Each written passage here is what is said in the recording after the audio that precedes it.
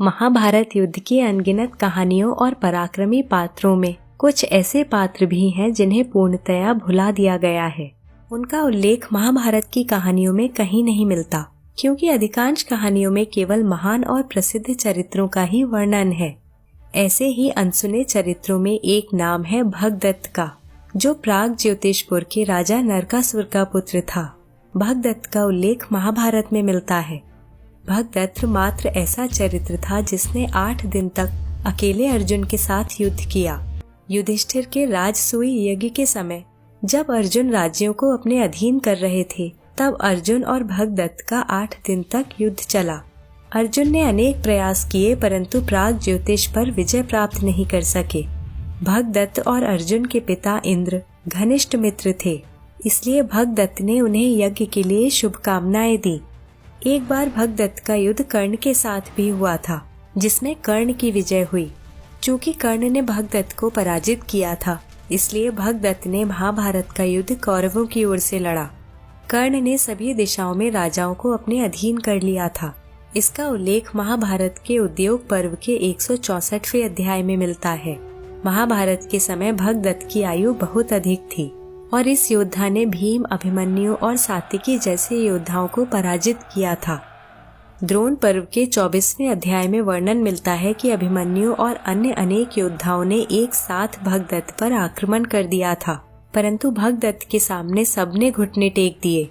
द्रोण पर्व के 27वें अध्याय में उल्लेखनीय है कि कुरुक्षेत्र युद्ध के 12वें दिन भगदत्त का सामना अर्जुन के साथ हुआ। दोनों के मध्य भयंकर संग्राम हुआ। एक समय तो ऐसा आया जब भगदत्त ने अपने हाथी से अर्जुन को लगभग कुचल ही दिया था, परंतु भगवान कृष्ण ने अर्जुन को बचा लिया। इसके पश्चात पुनः भगदत्त के सामने आने पर अर्जुन ने भगदत्त के अनेक अस्त्रों को विफल कर दिया।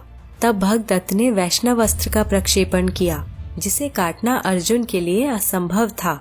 जब तक वैष्णवास्त्र अर्जुन को आकर लगता, तब तक भगवान कृष्ण बीच में आ गए और उनके सामने अस्त्र वैजंती माला में परिवर्तित हो गया, और इस प्रकार भगवान कृष्ण द्वारा पुनः भगदत्त से अर्जुन के प्राणों की रक्षा हुई।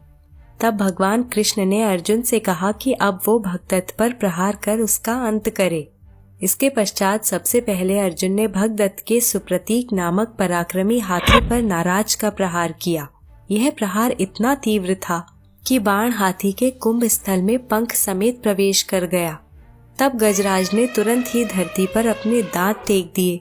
इसके पश्चात भगवान कृष्ण ने अर्जुन से कहा कि भगदत्त की आयु इतनी अधिक है कि झुर्रियों के कारण उसकी पलकें झुकी रहती हैं और उसके नेत्र बंद रहते हैं। चूंकि भगदत्त बहुत पराक्रमी और शूरवीर है, इसलिए उसने अपने नेत्रों को खुला रखने के लिए अपने मस्तक पर पट्टी बांधी हुई है। यह सुनकर अर्जुन ने सबसे पहले भगदत्त के मस्तक पर बंधी इस पट्टी पर तीर मारा, जिसके परिणाम स्वरूप वो पट्टी क्षीण हो गई और उसके नेत्र बंद हो गए। भगदत्त की आंखों के सामने अंधेरा छा गया और अवसर पाकर अर्जुन ने भगदत्त का वध कर दिया।